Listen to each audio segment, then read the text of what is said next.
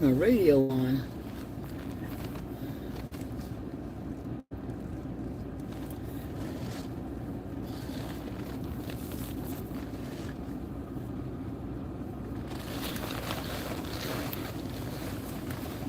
I don't know why I'm sitting out here. What's up, y'all?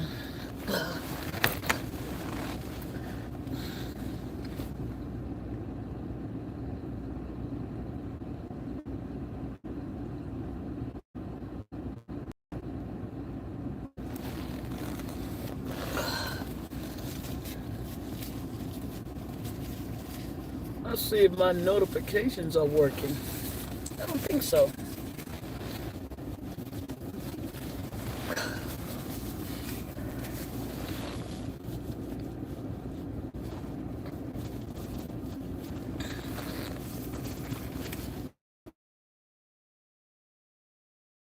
Oh boy. I see one person. Don't know if you friend or foe. What's up? Hit the like button as you come in. Just good Friday evening, y'all.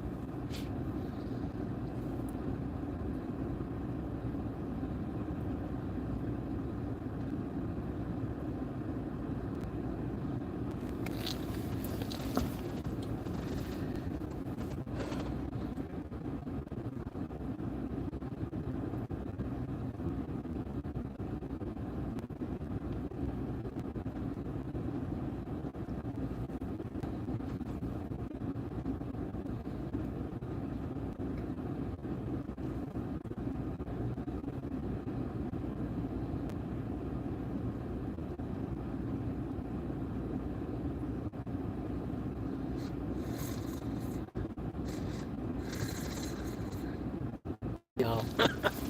That's the kind. Yeah, up in the rafters. Who's up there? What's up? Hey, Angela Taylor. How are you doing? What's going on? What is up? Good evening. Hey, Chris Chico Stick. What's going on? What is up? What is up? I see my notifications are slow to come on, but welcome. Welcome, welcome. How are you guys doing today, this evening, this Friday evening? With rainy, cloudy, and everything else here. OMG Luscious T2U. Luscious to you. I see you, LLC. What's up? What's going on? How you guys doing? Hey, I'm good, and how are you? I am good. I am good. I am good. I'm tired, but I'm good. I just came in before I go in. In the service, God is what is going on. How you doing today? I'm just waiting for everybody to come in. A few more people to come in, as well. Oh man. So,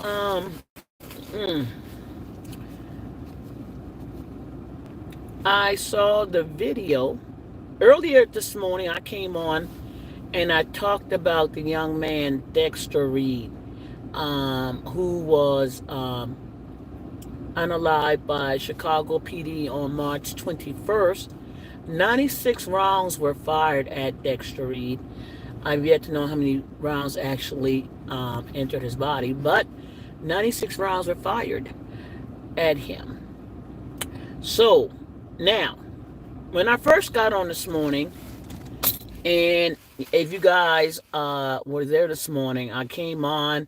I had not seen the video. I had just read the story. Did not see the video. Saw the story on CNN, and so had no video source. Had no information other than what I was working from CNN. Yeah. So it was March 21st when this occurred. And like I said, my only source at that time was CNN. So at the time, I had not seen the video. Now, no, it was more than one cop. It was more than one cop. It was 4 officers or more. It was more than one cop that fired the round. It was more than one cop. It was so what I saw. I have the video. I have the best video, the most graphic of the video. Everything. I can't even watch it myself. I've seen it. No, I can watch it, but I don't know how many times. One cop fired 50. Okay, got you. I'm not sure how many cops, but that's okay. So one cop fired 50. So so what actually happened um was that what I saw from the videos that I saw. Oh, let me fool you guys on this. You must this gonna be your OMG. On March 20, 2024, officers pulled Dexter Reed for a seatbelt violation. During this traffic stop of a seatbelt violation, they asked Dexter Reed to uh, step in the vehicle and put his window back down. He failed to comply with all directives. At some point, from me watching the video, Mr. Reed fired from his vehicle. All the officers dispersed. Some took the cover that I thought would be, when you're in a mid range, you have to drop low. Get there. You had about two officers at the car and two across the street. From what I saw of the video, now that I've seen it, they all retreated from the vehicle and started returning fire. Um, Mr. Reed did exit the vehicle, was able to get to the back of the vehicle. And when he got to the back of the vehicle, he slumped down with his back to his vehicle. And when he was finally down, they ended the fire. They stopped the fire. When he was finally down to the ground, stomach down to the ground, that's when that's when they ceased fire. Um, there were a lot of commands being given. There was one officer wounded in the arm, in the wrist. Um, 96 rounds were fired at him. 96 rounds were fired. I, after seeing what I saw, the officers, in my opinion, were justified in returning fire. Now the question is 96. That is the question where they're looking at. What they're looking at, because you're trained, and you got four officers returning fire. And again, he did have some cover. He did have cover. He was still in the vehicle at one point trying to drive off. And he did get out of the vehicle, and he still had somewhat of a cover of the vehicle until he moved into the open. And when he moved into the open, they continued firing until he slumped down. And when he slumped, they continued firing. It wasn't that until he turned on his belly, and they can see that he was no longer a threat. Now, when you look at this situation, I don't know how many shots you said he shot one shot?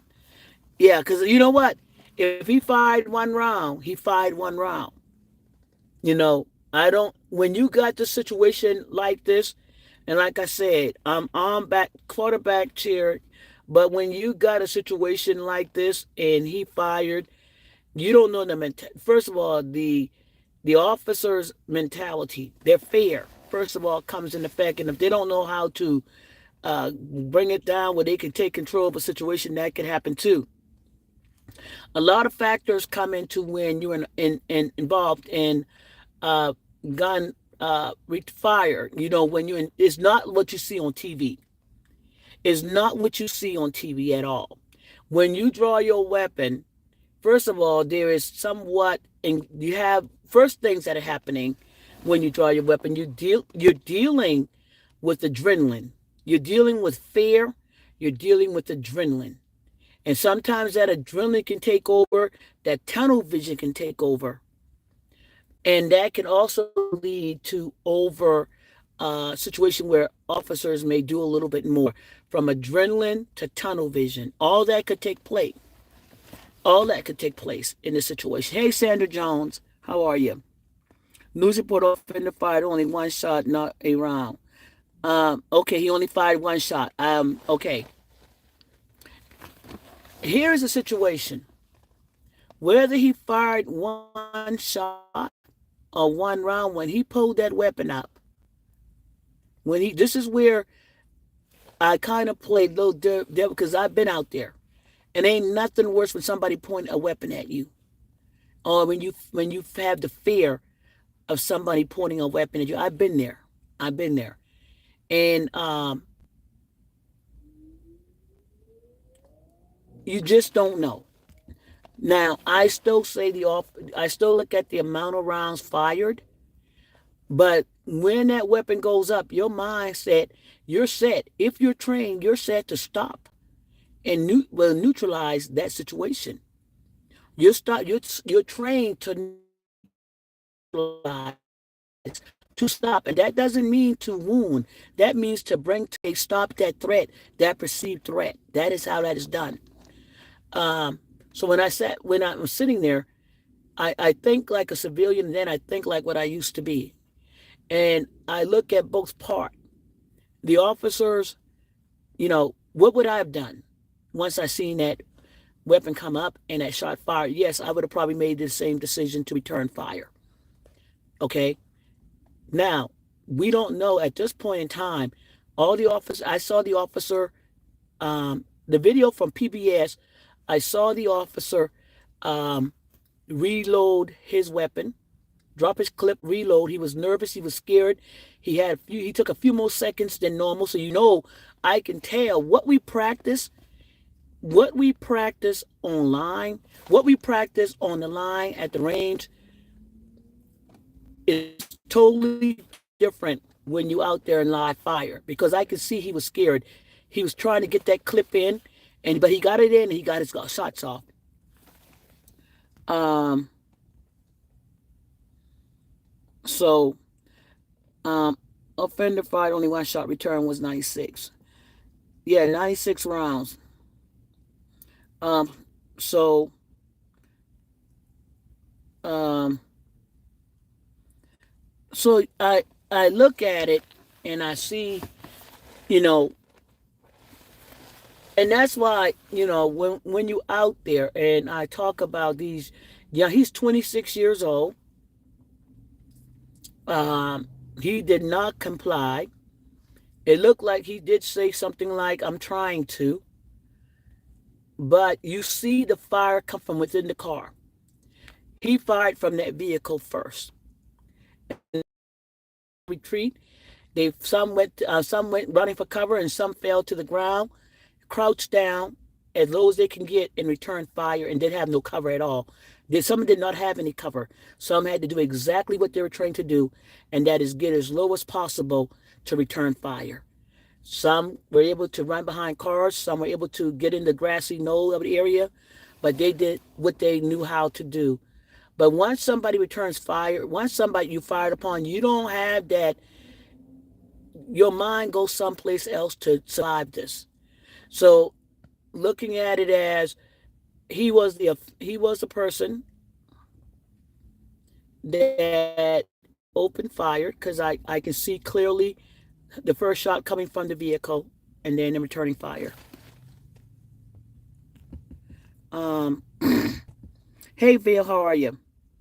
Gotta run. I'm moderating on another channel. Good show. God bless. All right, thank you in the service. That's crazy. Yeah, it is. That's it is. But looking at the video, if y'all want a graphic, complete video,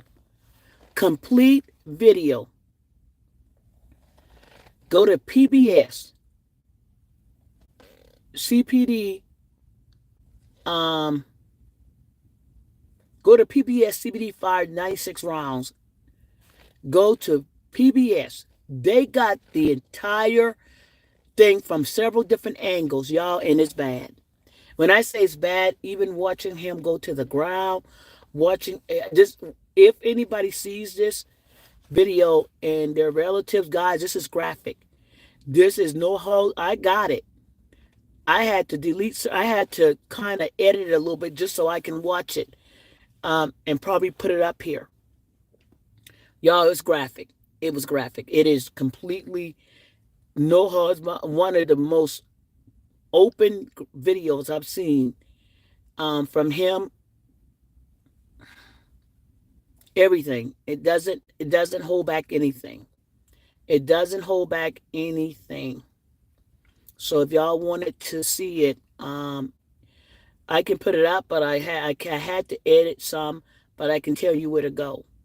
Um, but after watching it, I kind of understand the officers having to return fire. But 96 rounds is the question, right? Um, it's being yeah, it's it's it's a sad situation. The thing that I look at is why do we have a tactical force doing traffic stop for seatbelt? They noticed a seatbelt violation. I'm trying to understand that you have a tactical force now you have 4 officers on a car for a seatbelt violation. You saw him go to the ground too, right? You saw how he went to the ground, how they didn't stop returning fire until he was face down on the ground. And they got graphic video so bad that the point of it is that you can see uh, the blood pooling from his body, going down the street toward the sidewalk. That's how graphic it is. Every part of it is so graphic. You see the rounds hit his body, and his body reacting to the rounds, and you see him slump down behind the vehicle, and then you see his last movement as he rolled to the ground, to his belly. And the officers did, once he was on the ground and fully down, that's when they did cease fire. They did stop. Uh, did some of the officers probably get fear and tunnel vision? Yes. Did some of the officers probably got a point where they may have gotten their that happens, guys. Unfortunately, that happens. That adrenaline kicks in. That little bit of extra adrenaline, tunnel vision kicks in, and you just want the threat to stop. And sometimes it takes a commanding officer to say ceasefire. Uh, Leave me alone. Hey, how they see he didn't have a seatbelt? The windows were tinted. That's another thing. He had tinted windows, didn't he? Stove for me, leave me alone was why is a tactical force pulling over somebody with that many people on a traffic stop unless they had information about him and that vehicle prior to the stop?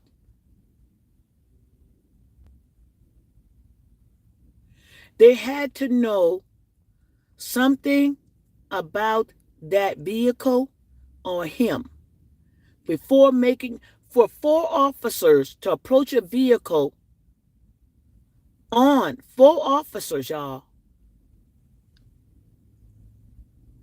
I gotta go back.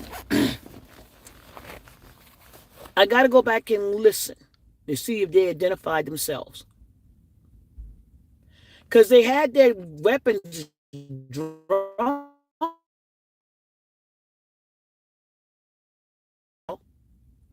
They had their weapons drawn. And the window was down for a moment. You could see his face clearly. The window was down until he put the window back up. At some point, he put the window back up. So they could already see the vehicle. But he put the window back up. And at some point when he fired, that's when he retreated. That's what I'm thinking. He had to have they had some knowledge of either that vehicle or him for a tactical force to make a traffic stop. Because when I think tactical force, they're involved. Tactical forces are specialized forces.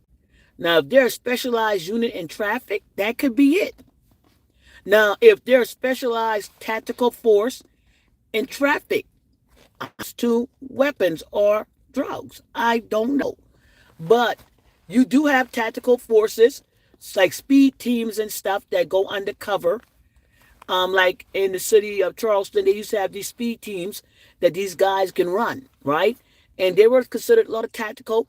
Certain things happen, they were gone. They can go. So you do have certain tactical forces that work the streets and that work like uh, traffic and stuff like that. And then you had your regular forces, specialized forces like narcotics and things. Because this could be a. Then you had Vice, where Vice was working with alcohol and drugs and prostitution. And then you had the narcotics that works with drugs and arms and weapons and everything else. Um, so possibly, I haven't heard of his background yet. A man came on and they said he had prior weapon charges, and he was a violent person. In many cases, our youth, especially some of our youth in Chicago, may have a background. My thing is why tactical force moved in like that, unless they had already had knowledge of who he is and what he carries. And that can be what happens sometimes. They get, when you're pulling a vehicle over, they're liable to tell you that this person may have a warrant. They can tell you that that car is possibly stolen. They can give you some encounters. This is how it would possibly go, right? When stopping a vehicle, um, you can get this from dispatch. Owner of vehicle, not knowing who's driving the vehicle yet, uh, vehicle comes back to this person. Boom, boom, boom. Owner of vehicle has a has been known to be armed. This is a caution. So sometimes you get a caution on a vehicle or the owner of the vehicle, because sometimes you don't know who's driving the vehicle. So sometimes dispatch has information either about the owner of the vehicle, possible driver of the vehicle. So then they would give you that information. So they could have had knowledge that the possible driver or owner of the vehicle is known to have been be armed and dangerous at times. That could happen. That's mine for a traffic stop. I am what did portable what? That's mine for a traffic stop. I am curious. What did portable date reveal? I don't know what that means. I'm sorry, I'm lost on that one. So when, like, when I make traffic stops, I'll get information if a person has a warrant, possible warrant. If I'm gonna make that stop, then once I get that information, snap, snap. Just thought about it. First of all, they ran. They said he had possibly had a seatbelt violation. So when they called that tag in, they may have gotten information on the owner, and other officers started to move in the area. If they got an alert on that person, then you will get more officer, even though it's a minor violation, you will get more officers moving into that area to assist in case. So that could have happened. That could have happened.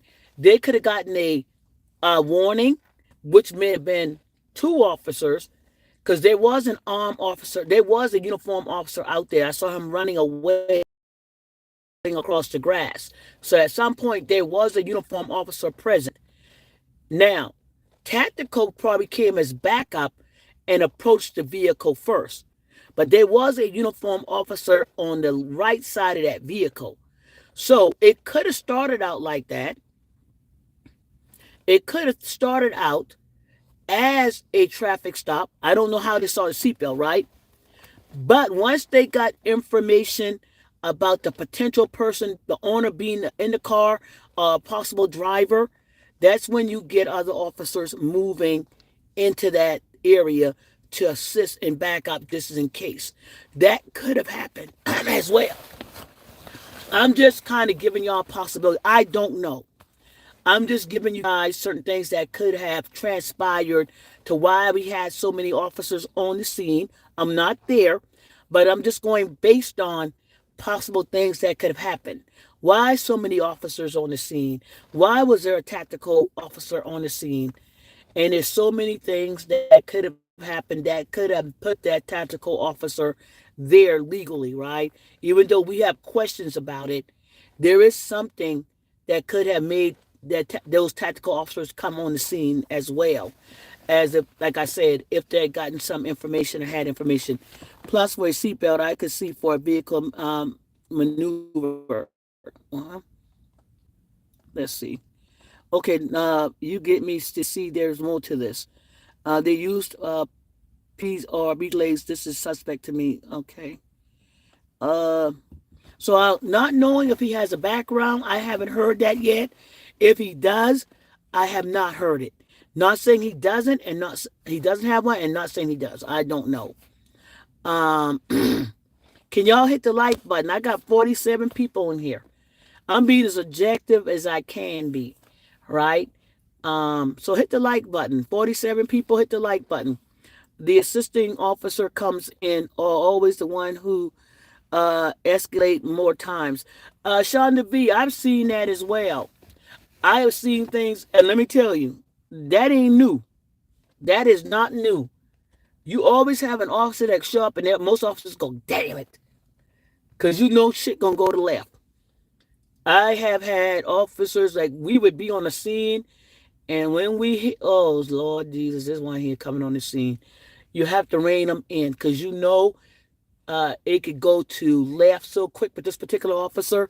So yeah, I've seen that. I have had it.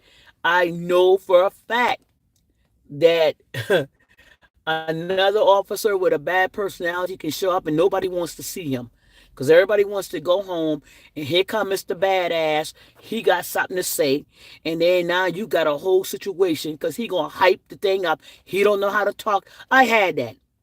I had that situation. Oh, God, I've had that before. So yeah, a lot of times y'all will see the responding officer calls. The officer calls for backup, and here comes the second officer, Billy Badass. Sometimes just want to be bad and just I'm gonna just take it. Um, um, yeah, because let me tell you what happened. Leave me alone. In that video, in that video, if he was not armed, because they kept saying before they cut the video off, leave me alone. Before they cut the video off, the officers kept saying, "Where's the weapon? Where's the weapon? Where's the weapon? Where's the weapon?" They couldn't find it. It's probably still in the car. So did he get out of the car unarmed?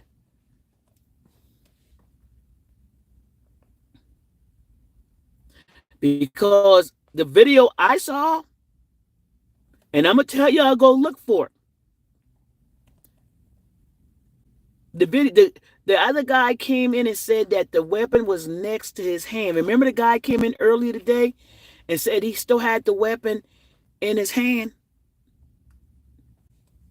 When I saw that video, the video that I saw put up by, if y'all go look for this video, PBS has it, is a black female anchor with a gold suit on.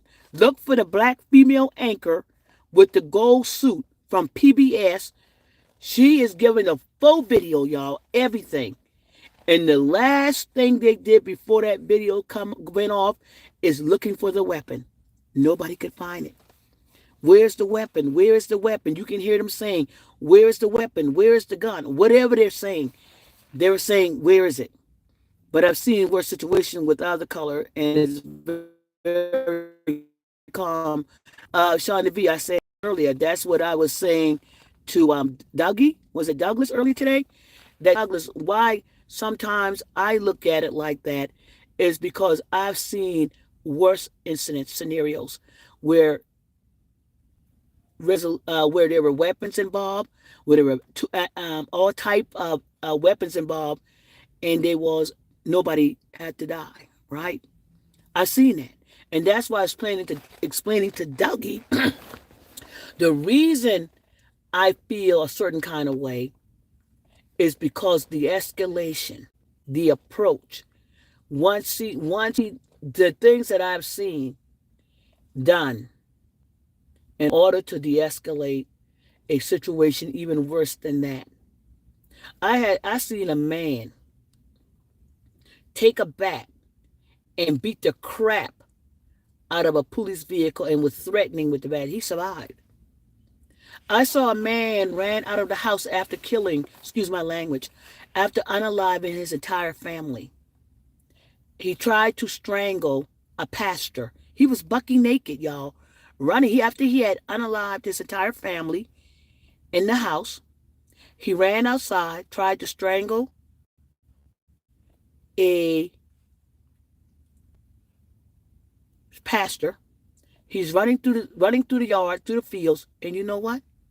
He survived. Even after he tried to kill a dog, excuse me, after he tried to unalive the police dog, he still survived. I seen where two young kids, 14 and 12, open up several weapons on the police department in Florida, I believe. What part? State of Georgia or Florida? One of these states in the South. Both kids survived. And they fired multiple rounds at the police. Multiple rounds.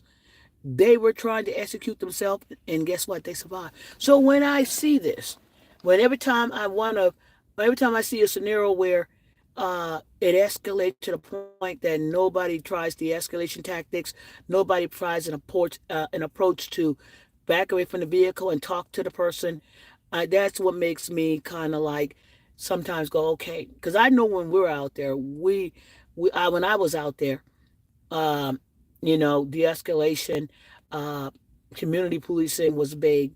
And so not to see that and always see that the end result can be um, where these young men,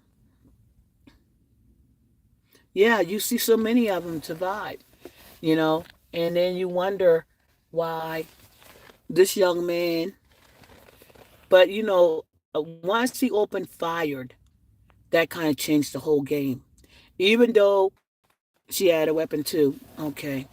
Yeah, so once he had picked up that weapon and pointed it, then it was game over right there. But I understand what you're saying, Shonda, because I've seen it so many times and I just don't understand it sometimes. But again, as I always say, as we talk to our young kids, when y'all in a traffic stop, the end game is to go home.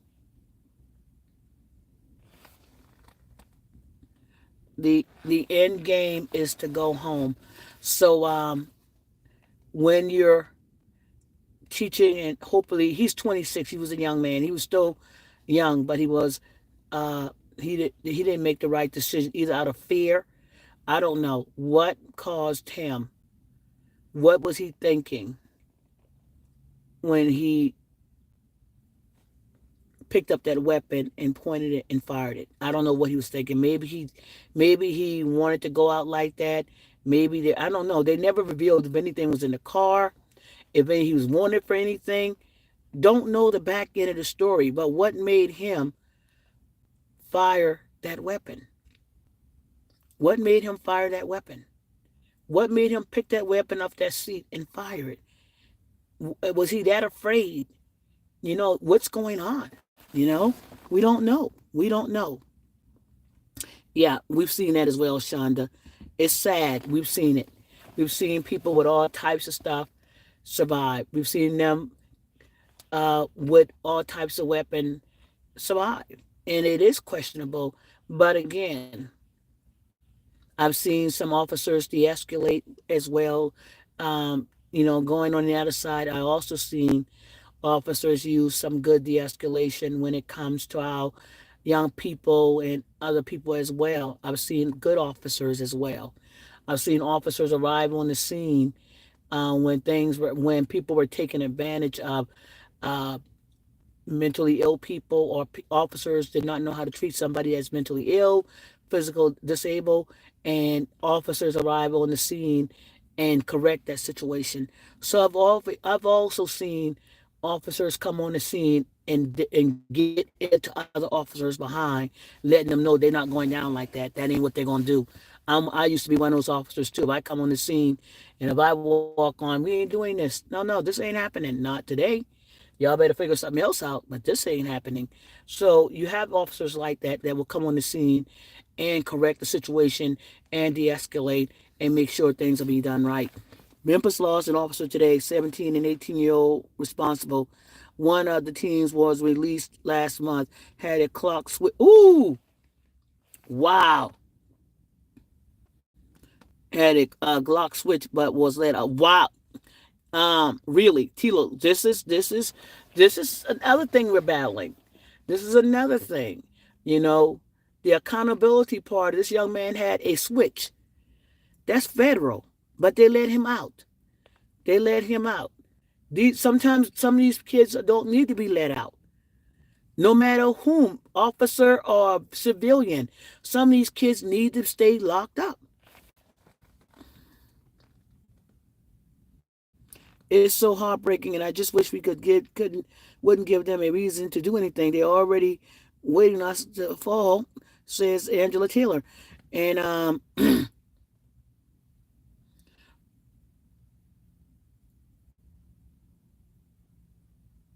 in all caps, no caps.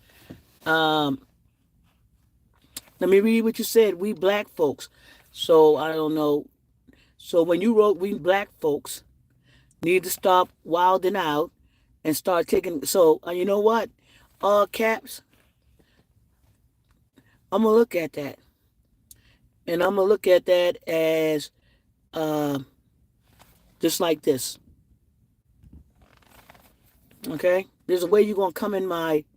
When you come in my chat, you're gonna be respectful. That ain't what we gonna do. You may have good intentions, but I didn't see that as good, so you had to go. So sad. Officers was expecting to go home just like everyone else, and that's the end game is too. We want to go home too. When I was out there, want to go home too, and that was the end game, trying to go home. And so you got this situation where you got bad officers and you got bad people, civilians out here. So it's almost like, the war right there. You got bad officers, you got bad people. So your barrel is full, right? The barrel is full because officers want to go home just as well. And like I said, we got good officers out there and we got some bad ones out there. And guess what? They come in all fruits, colors, and sizes. Don't just look at it as always Caucasian. We got some bad black ones too. And sometimes they just as worse, and sometimes they ride along with the bad officers, black and white. They ride together and do some heinous stuff. So don't think it's more noticeable. But we got bad ones too. We got some bad black ones. We got some bad Hispanic ones. We got some bad ones all over. It's just like the media sometimes blow out the Caucasian situation as much. But we have seen some stuff where bad all players are different colors and they all involved. It's all messed up really, and even till we want to blame the cops sometimes. Sometimes we make bad decisions, not always black or white. Thank you, Angela Taylor. Even though we are in law enforcement, we critically view and review the circumstances. Thank you. Um, so when I look at the situation today, and I kind of closely look at the video, I always see that the officers had the right to defend themselves. The 96 rounds are questionable, but did the officers have the right to return fire? Yes. Yes. Could the situation? We don't know because you ain't there. Once you see that weapon fired, is a whole different game set, is a whole different mindset. So once I saw the smoke, once I saw that weapon fired from his vehicle, I'm just like, he put himself in a whole different type of situation. Sad as it is, we have got to want to go home. We got to leave these traffic stops in a way, and I keep saying this. When these youth are pulled over, they gotta know that they cannot handle the situation in the streets. And when you do that, when you choose to take it out in the street. You want to argue and fight and not comply. You put yourself in a situation, 50-50 situation. I'm going home and I'm not going home. Am I going home? Am I going to jail? Am I going to see, am I going to the church? Or going to the graveyard, right? Hey, Senator Duncan, how are you? So you don't know. When you sit in that car and you choose not to comply, you're rolling the die. You're rolling the dice. Because you don't know what bad actor you will pull out. And the officers, you don't know if they're bad actors. And they don't know if you're a bad actor. So the moment you don't comply, you put yourself in a 50-50 situation. Where are you going? Home? The police station / grave? Which one? You don't know. The end game is to try to go home. So you have to want to learn how to comply. Even though you may feel my rights are being violated, I don't have to.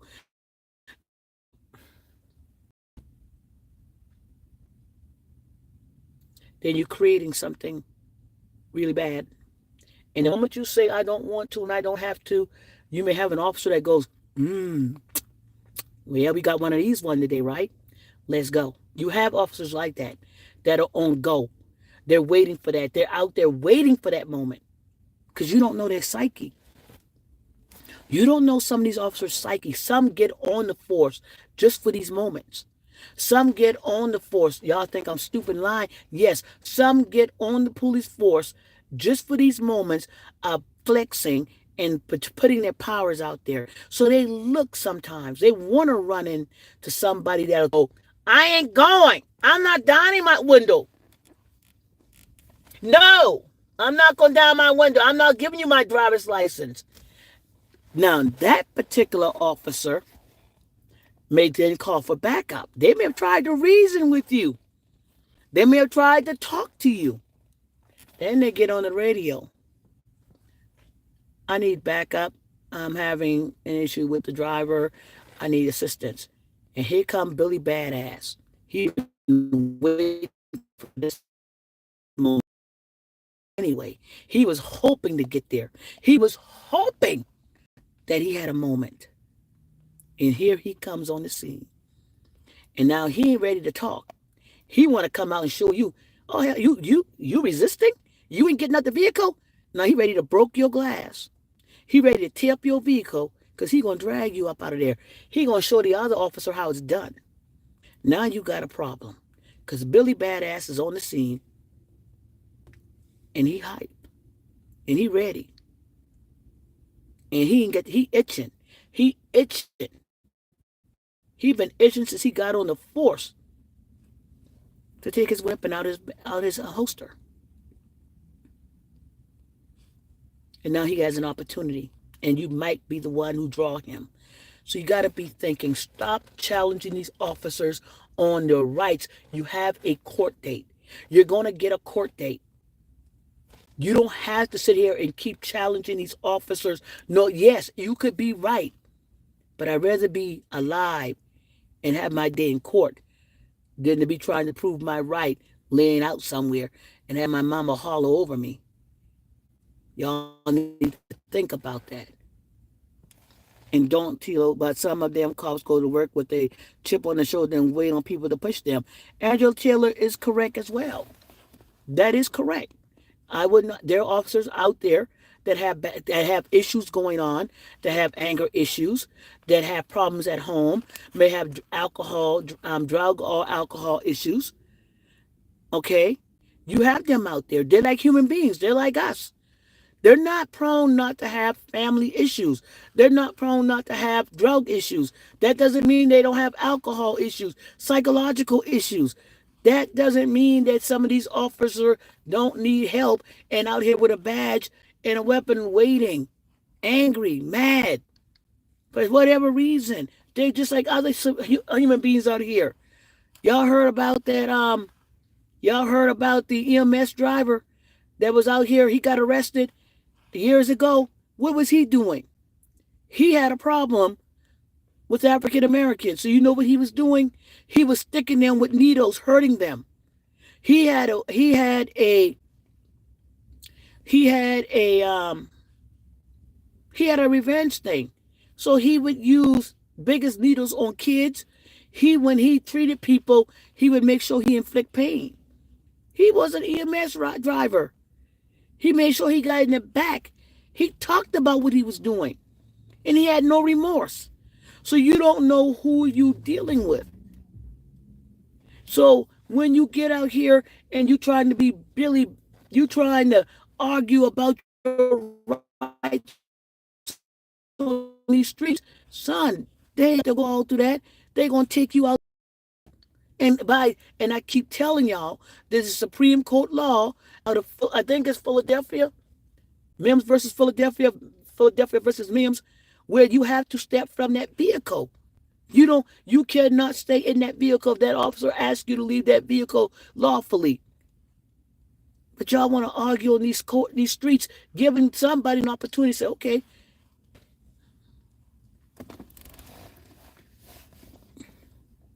there you go, Shonda. Some of them out there, some of them got problems. Some of them got issues like that. Some of them do. Yeah, you ain't lying, because I remember that story. That's right, Justice. So what I'm saying, guys, unfortunately, this happened to Mr. Dexter Reed. But Mr. Reed made a decision and it unfortunately put himself in a bad situation. I don't know if it was out of fear. I don't know why he made that decision that day, but it cost him. It cost him. And, you know,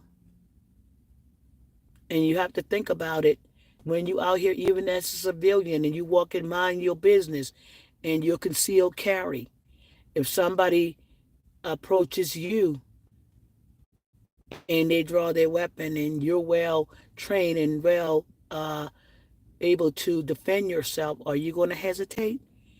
Are you going to hesitate if they enter your home with you and your kids? Are you going to hesitate? You better not plan to hesitate. Your mindset better be, I'm going home. I'm going to defend myself, especially if you conceal carry.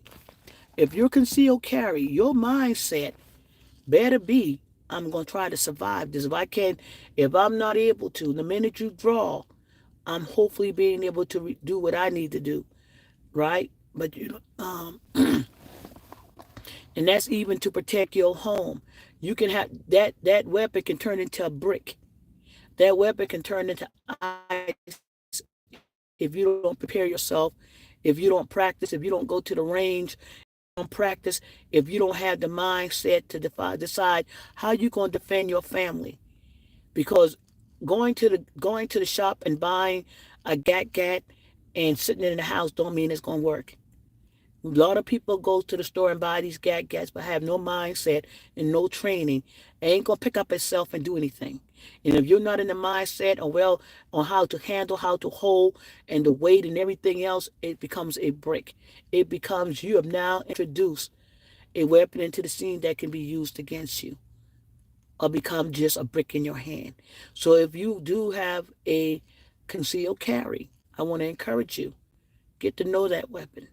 Get to go to the gun range. Get to be in a mindset of how you teach your kids about not bothering it. Don't leave it laying around.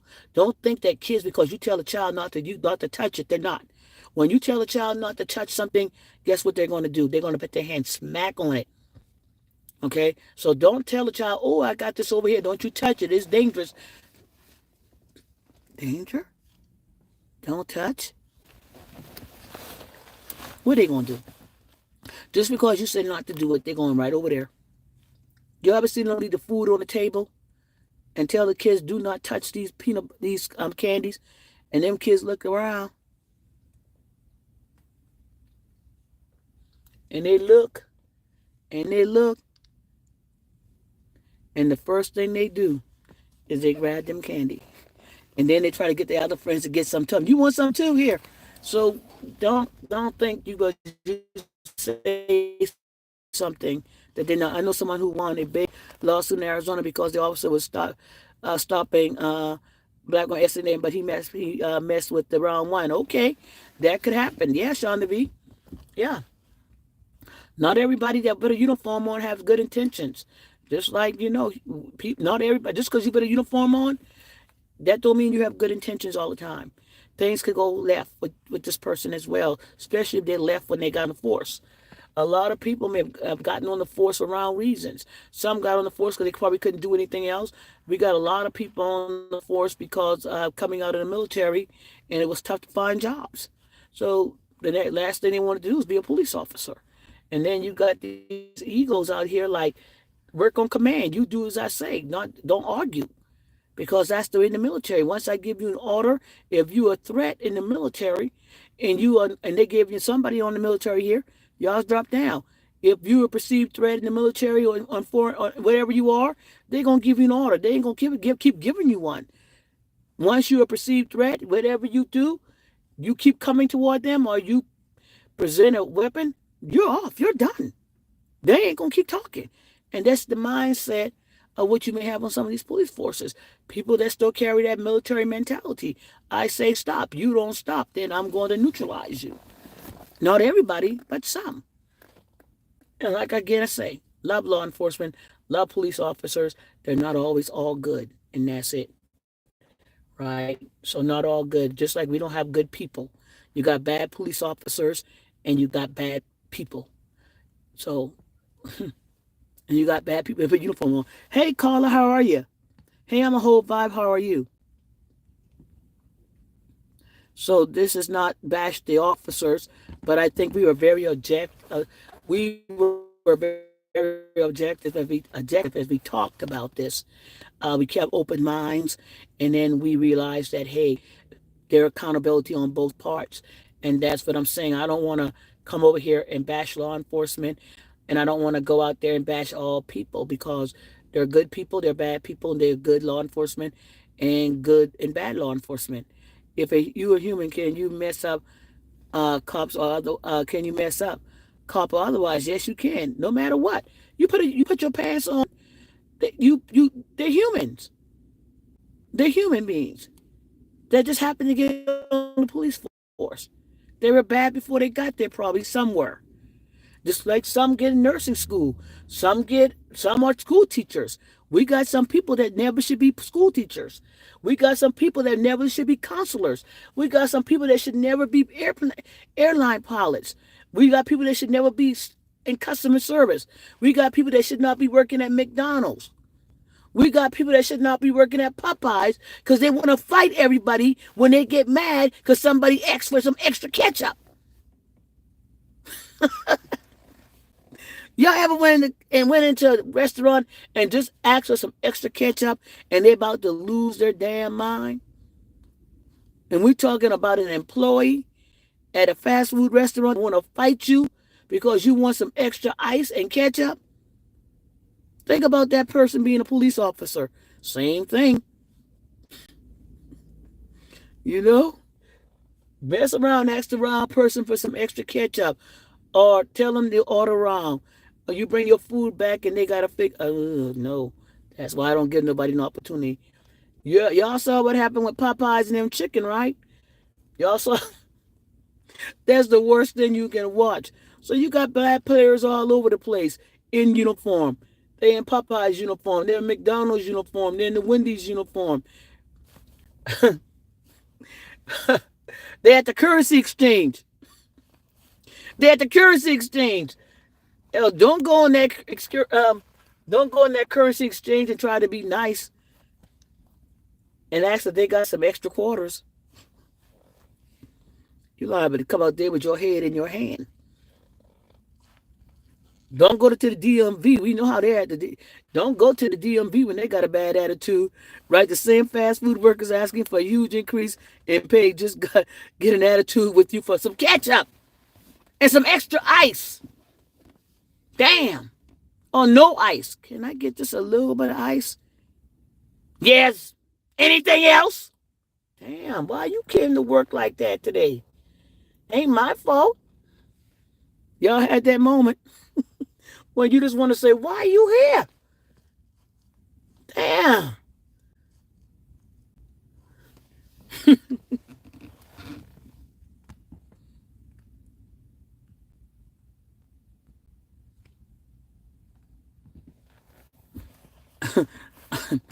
I get so nervous when I see police officer. I guess in the back of my head, I be thinking something bad gonna happen. That and people do have some of those. People do have some of those moments when they see police officer and they have a legitimate fear because they just don't know what's going to happen. So I understand that. Yeah, DMV too, Tilo. Don't go in that DMV. It's about lunchtime. They gonna walk away from you. When you see that light go off, don't you go to that light and ask them, ma'am, why you ain't call me? Don't you see my lights off? It's my lunchtime. Do not go. Y'all see that DMV light go off? Don't go near them people. Don't go ask them people for nothing. All right? Leave them people alone. Okay? Leave them alone. Because they're about to go to lunch. And ain't nobody coming to supper them. They gone. That desk is closed. Especially back in the day, y'all. Especially back in the day when they were like 2 or 3 people working DMV at the in the window, and they going to lunch. You are not going to interfere with that damn lunch. Them ladies get out that chair and walk. You know how they walk behind them. They turn their back on you, and you sitting up there waiting. And they get out that chair, and you been sitting there just itching to get to that desk. She, they get out that chair, you just know your shit is sunk because you're gonna be standing there for another 30 minutes, an hour. Because as soon as they get out that chair, they ain't gonna call you. They gonna turn around in that chair and go out that back door. That little door to the back and behind them. They gone. No.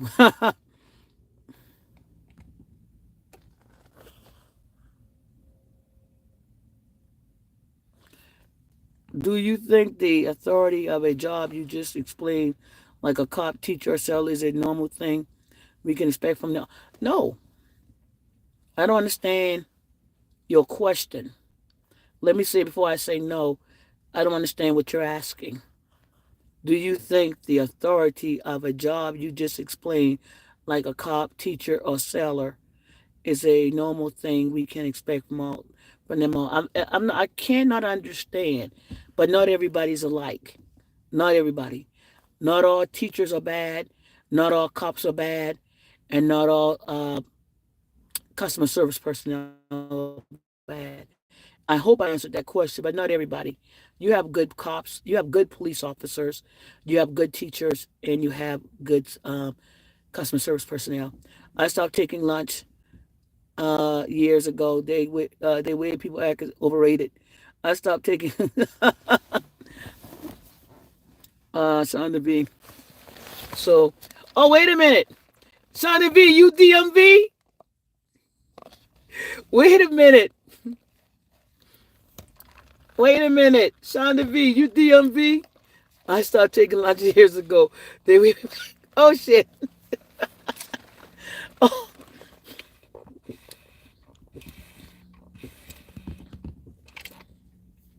my bad. My bad. Shonda said I stopped taking lunch years ago. The way people act is overrated. Shonda. Hi Chris, how are you? Post office employee act like they're in the bad mood too. They say next with an attitude. Next, next, next, next. Just turn the damn light on. Don't even say next anymore. I like the DMV got a light now because you know when that light go off, they ain't even got to talk to you. They just turn their back and walk away. They used to say next, next, next. I remember one time I went to the post office on 63rd and they told me they had no stamp.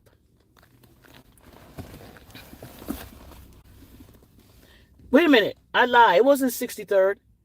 Yeah, wait a minute. Wait, South Cottage Grove. Let me see. Yeah, it was on the I think it was the post office on South Cottage Grove or something like that. First of all, they were arguing and fighting in the back, and you can hear them cursing and carrying on in the back. When I got to the window, and you know, in the city, they got it. It's so different than what I'm used to. In the city, they got cages up, And then they got bulletproof windows. And then they got this thing where you ain't gonna slide up on them. You gonna have to get in that little box to get into the other side of that window. I think they done got hit so many times that you gotta put your stuff in a box, and then they gotta turn it around. So they don't have nothing where you can just slide under the window or jump across the counter. You gotta fit your ass in that little tiny box. You gotta get in that box to get across that counter. So they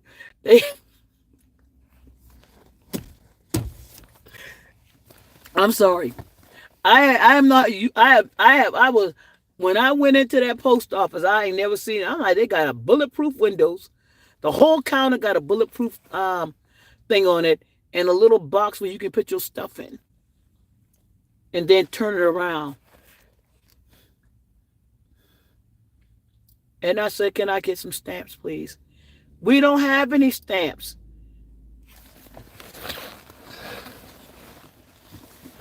U.S. Postal Service. Um, Mail, no stamp. Wait a minute. Let me.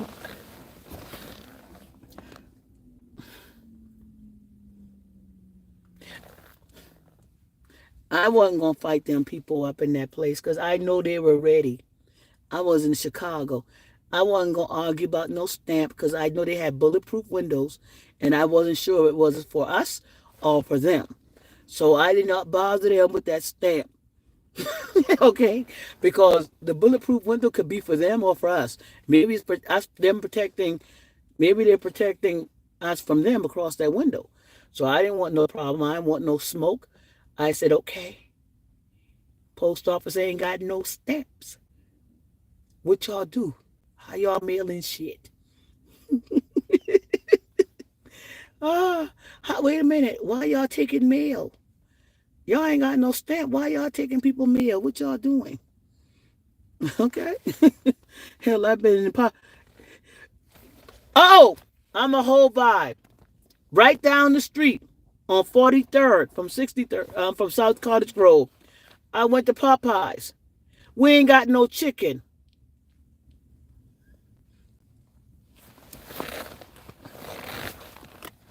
Popeyes chicken. Yeah, I'm in the right place. I'm in the right place. It says chicken. Specialty chicken. We ain't got no chicken. What are you selling? French fries. No caller, she right. Further down the street from the post office on 47th or 43rd, there's a Popeyes. I pulled up to the window. Can I get some chicken? 2-piece or 3-piece? We ain't got no chicken.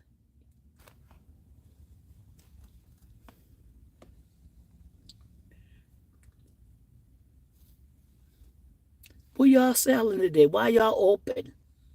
Hey, my Easter, what's up? What's going on? Why y'all ain't got no actually okay. You want me to read? No. You just wasted your time. I didn't even get to read it. How it feels when you just waste your time.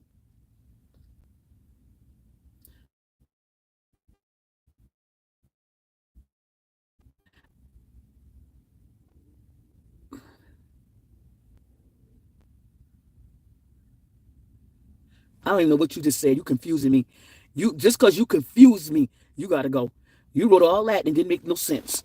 I'm sorry, but you didn't make no sense. And I think you're trying to throw me off. And don't ask for only dark meat. Don't ask for only dark meat. Cause I don't have. Can I? No, I like white meat. Can I get white meat, please? What's white meat? Can I get a wing and a? Can I get a wing and a breast, please? Because they don't know white meat. When they don't know what white meat is wing and a breast. Dark meat is thigh and drumsticks.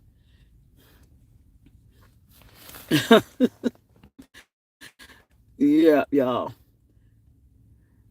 I figured the rat ate it overnight. Don't say that. I'm a whole vibe.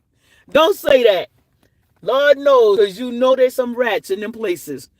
Man, man. And let me tell you, they got a rat festation. Don't leave that at my door. You better not leave that buffalo. I don't even like Buffalo Wild Wing like that. He looking. And he looking like, dang. Yo, this is I forgot. He might be a DoorDasher or something. Man, he looking like, damn, brown place. I gotta walk further. Man, I'm putting your shit on the sidewalk. If I had to deliver food and you live upstairs, your stuff at the bottom of the stairs, please come get it. I would not be good. Your stuff at the bottom of the stairs. Oh wow, I can bet. Yep. When I worked at a Subway and choose to be want to be lazy, we used to be out of all kind of ish, and ain't got even.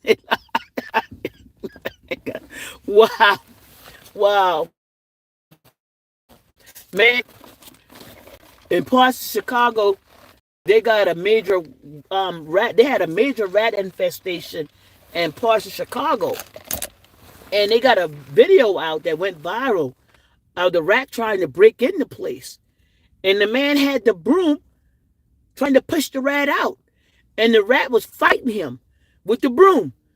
The rat was jumping up on the broom trying to get in the store, and he was trying to push the rat away, and the rat kept running after the broom and kept coming for him and kept coming.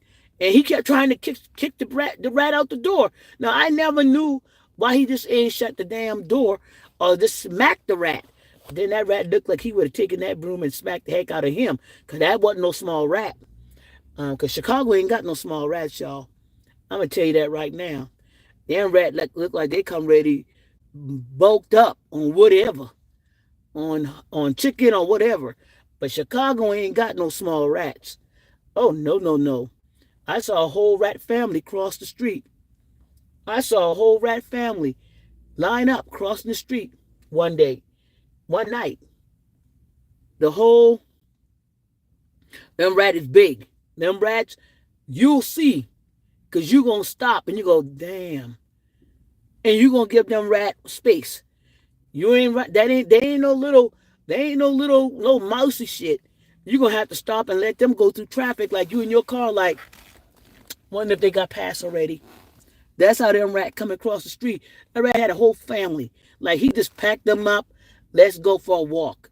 And them suckers crossed the street in a straight line. Like, and I wasn't going to run over them suckers because they might take my car and lift it. So I just waited as they crossed the street, because I wasn't going to run over them suckers, because they'd be in the car with me. You know, because them rat might be like the people. They might try to jack my car and jack me at it too. So I just waited. You got little Bobby too? He ain't got cross? Yeah, they all made it. And I proceeded. Yeah, because I'm explaining to the police I got jacked by some rats. You know, what happened? I don't know. It was a family of rats. I was trying to get past. And all of a sudden, they were in my car. And my car gone. So, hell, bad as these rats are, they might jack me too. Shit. So, I wasn't taking this. They were stopping traffic. Yeah, they were stopping traffic. He had a whole family with him. He had a gang. It either was a family or the gang. But I wasn't taking them. I wasn't taking them chances with no rat, man. Not that pack of rats. I'm like, they were standing on business, just like that big ass rabbit out here. Be standing on business on my property. I'm out here right now. Cause he be standing on business out here. I came home the other night. He was standing right there. Like he want to take a damn. I think he want me to pay for passing. I don't know. I ain't got no time. So, rat gang, yeah. So I don't know. Y'all, they got animals on business out here. Shit, the rats, the rabbit. Shit. Chicago don't play. I think they got a rat gang and a rabbit gang out here. I don't know. But yeah. Got me looking for that rabbit right now. Because he looked like he wanted to fight the other night. I'm like, heck no, the other day. I'm like, you ain't gonna move. Boo! That sucker just sit there and look at me like,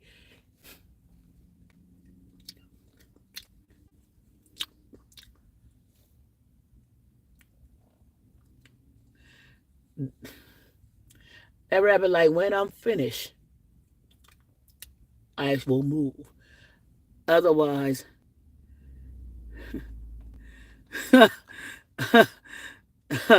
about the steer hump. Are you afraid of scared of rabbits? They're homeless. They're homeless. Not that rabbit. That rabbit stood on business. Rabbits normally skittish and run away. This rabbit looked at me and kept eating and said, wait, I'm done.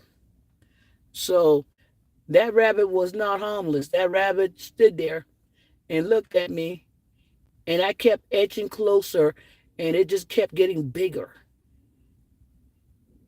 And then when it finally moved, it moved across the sidewalk and turned around and said, you can go. And I'm like, okay, thank you, rabbit. Rats throwing up signs like, rat, you know, rats be like here in Chicago. What's up? They be giving the rat sign.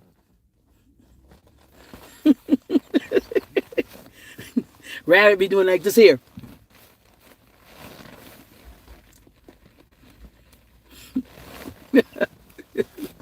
So, you know, they be throwing up. No, you don't have a big stick to battle a rabbit. No, and I don't want rabbit stew either. That rabbit wanted to bust the move. He was sitting up there like, when I'm done, when I'm done. So yeah, my son has a snake eating live rats, and the small rats is too big for me. Wait a minute, my son has a snake eating live rats, and the small rats is too big for me. Let me tell you something. I had a friend that had a python, and she would keep in her frozen mice in her refrigerator to feed it. We talking about rats and rabbits. Rats and hey, Kimberly McNeil. Rats and rabbit. So yeah. I'm looking at you like, what up? What hood you from? Who you? Hey, I'm whole vibe. A rat go, who you is? Where you from? Where you is? Who you is? What you rap? Yeah, what it is? Stack them. uh, yeah, she kept frozen mice in her freezer. She had white mice in her freezer, and she had a big ass python. And I know some people that go and get fresh, live mice, live mice is more than one plural. They go and get, yeah, they go get live ones and they feed them. So I ain't doing all that. You can't bring that in my house. I'm not saying, y'all. You know what I heard? Let's see if y'all heard this. This is crazy. This lady had a python, right? And she would let the python sleep with her. I heard the story the other day. She had a big python, and she would always let the python out of the cage and put it in her bed, and she slept with the python. I think it was a boa constrictor or python, one of them things. And she would always let it sleep in her bed. And so she was telling either a vet or somebody that the python liked to sleep with her, and it liked to stretch out next to her, the length of her body. And she said she always wondered why the python did that. And the man, the vet, or whoever she was talking to, saying the python is measuring you. He's measuring your body to see how long he big he got to get in order to eat you. So yeah. So that's what she told. That's what I heard. I heard the story told that the python was just lying up next to you because just trying to measure you out. Because she always wanted to sleep with you. So you just got the chills, eh? Oh wow, yeah. Because some people believe they can sleep with certain animals, and they have those monitor lizards in there. I used to watch this TV show called Deadly Pets or something, and one man had one of them big ass lizards, monitor lizards, in his house, and they're known to carry bacteria in their mouth, and so when they bite you, you're likely to die from their bite. And he had one, and that thing bit him. That thing ate on him for when they found him. He was already rotten, and that thing was living off of him.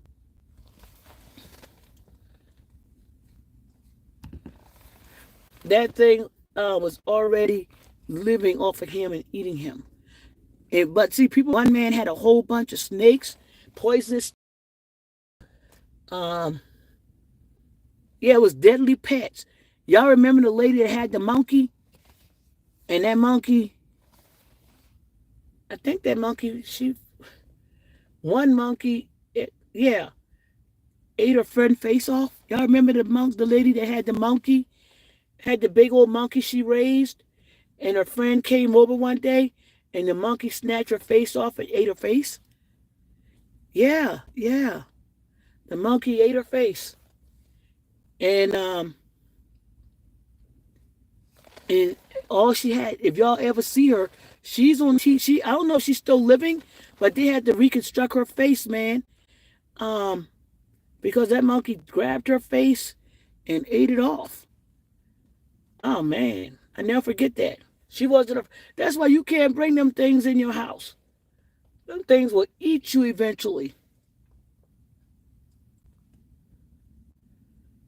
Yeah. Hey, Maisha, I didn't say hello. Did I say hey, Maisha? Maisha, I didn't make sure I said hello to Kimmy McNeil. Carla, everybody's here. Yeah. So it's funny how we've started with the traffic and we end up here. I tell you what, I can go so far on the edge of different things I don't know. We started out with talking about everything, and here we go. But guys, I'm gonna get in this house. I've been on here an hour and 18 minutes sitting in this car, and I hope you guys kind of, if you hit the like button for me, please, please, please hit that like button, y'all. Please hit the like and share button. If y'all don't mind going out and just hitting that like button, I don't need nothing else. All I need for you guys to do is just hit that like button, and I appreciate it. I ain't gonna take nothing off for you to go out to hit that like button, because I appreciate the like button. You ain't gonna hurt me if you don't hit it, but I appreciate it if you do. Thank you. Hopefully, the information you got today that we shared, you can share with somebody else, help somebody else out with it, and hopefully, you got a laugh or two tonight. So I did I did a couple things. I gave out some good information. We had some good, serious conversation, and then we ended on a laugh. Oh yes, yes, yes. OJ, rest in peace. Though Juice died yesterday, I believe. OJ, man, how come OJ Bryant? What is it? Y'all give me his name. OJ. OJ passed. They call the Juice. What was his last name? How do I don't remember this last name? OJ. See my. What was OJ? Oh, I didn't know that. Yeah, he passed yesterday.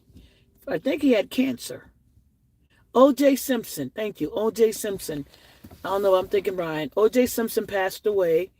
I believe he may have had some type of cancer. That's what I may have read or may have heard. But rest in peace, O.J. Take your rest, man. You've been through a lot. So take your rest, dude. I don't know where you are, but rest peacefully wherever you are. Um, so yeah, I remember OJ running to that airport, that Hertz airport, man, with that little tight little suit on and that briefcase. Y'all remember OJ running through the Hertz airport? It was Hertz, right? With that little tight little suit on and that briefcase.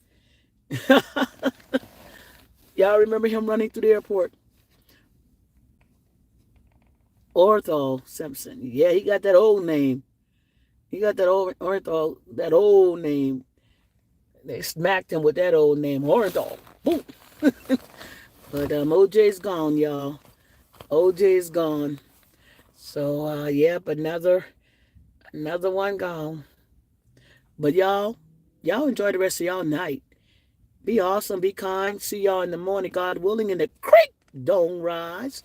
I'll see y'all tomorrow. Enjoy your night. I might, and if I don't come on tonight, y'all might see me in somebody's chat. Yeah, it's so sad, Kimberly. Y'all might see me in somebody's chat tonight. I don't know, but if not, I'll see y'all tomorrow. Good night, everybody.